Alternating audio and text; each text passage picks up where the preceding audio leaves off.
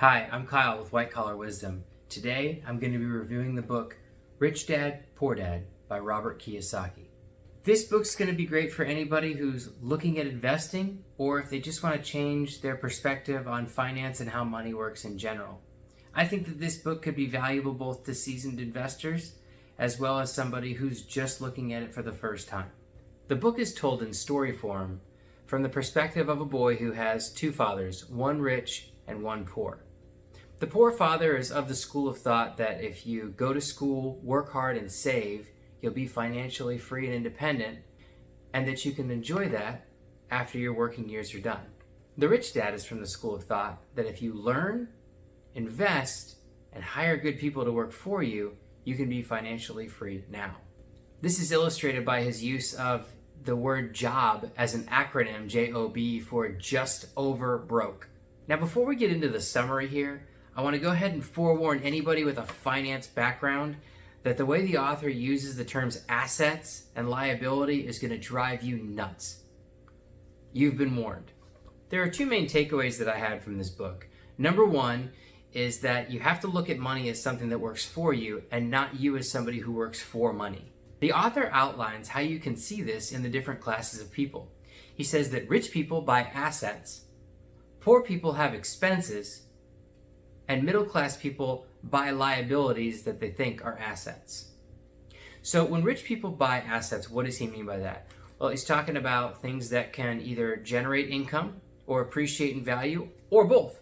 This could be real estate, tax liens, promissory notes, or intellectual property that can pay you royalties.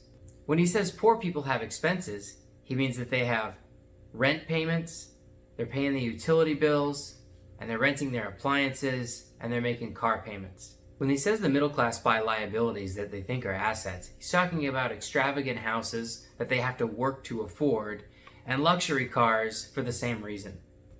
Because of the way that these different classes spend money, it ensures that the rich stay rich and get richer.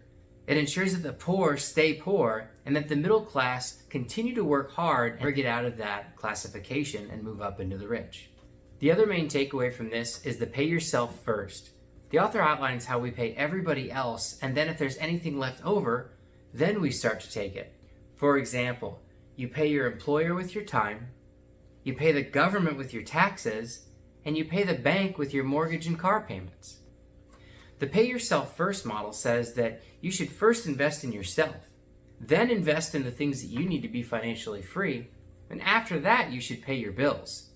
In doing so, you will create the urgency and pressure that you need to push yourself beyond what you're currently doing, and therefore earn enough money to sustain this, which will in the long run grant you that financial freedom.